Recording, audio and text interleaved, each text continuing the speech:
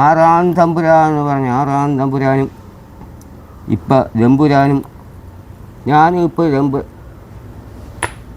നാളുകാരനാണല്ലോ. നമ്മൾ മോഹൻലാലിന് വേണ്ടി കഴിഞ്ഞ പ്രാവശ്യം ഒന്ന് നോക്കിയായിരുന്നു. അപ്പോൾ ഇനി ഇപ്പോൾ ആ പടം എന്തോ വിജയിക്കുമോ, എത്ര കോടിക്ക് മേലൊക്കെ പോകുന്നൊക്കെ ഒന്ന് നോക്കിയിട്ട് പറയാൻ പറ്റുമോ? ഞാൻ നോക്കട്ടെ, ഞാൻ എൻ്റെ തമ്പുരാനോട് ചോദിച്ചേ പറയാൻ പറ്റും.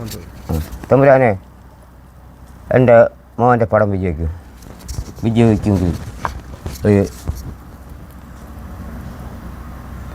800 കോടിക്ക് പുറത്ത് പോകും. ആണോ? ആ, ഉറപ്പാണോ? ഉറപ്പ് തന്നെ. 800 കോടി എന്ന് പറഞ്ഞാൽ ഇന്ത്യയിലെ ഏറ്റവും വലിയ പടമായിട്ട് മാറി. വലിയ പടം എന്ന് പറഞ്ഞാൽ വലിയ പടം കേരളം മൊത്തം, ഇന്ത്യ മൊത്തം, ഇവിടെ ഏതൊക്കെ ജില്ലയുണ്ട് ആ ജില്ല മൊത്തം ഈ പടത്തിന് വേണ്ടി വല്ല ബുക്കിങ് ചെയ്തുകൊണ്ടിരിക്കുമോ? എനിക്കിവിടെ കള്ളം പറയേണ്ട ആവശ്യമില്ല. അതുകൊണ്ട് ഇനി എൻ്റെ മോൻ പിടിക്കാൻ പോകുന്നത് ഇതൊരു വലിയൊരു പടവും. ഇനി ഇതിലും വലിയ വരുന്നുണ്ടോ? ഇതെന്ന് പറഞ്ഞാൽ പകുതി തിയേറ്ററിൻ്റെ ഓടി പകുതി ആവുന്നുമ്പേ അടുത്ത പടം ആകുക. അത് നമ്മുടെ ആരും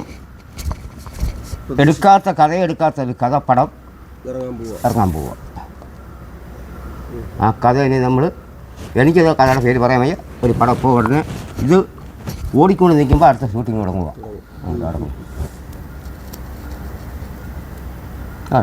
അടുത്ത ഷൂട്ടിങ് തുടങ്ങുക. അപ്പം തിയേറ്ററിൽ ഇറങ്ങി തുടങ്ങിയില്ല.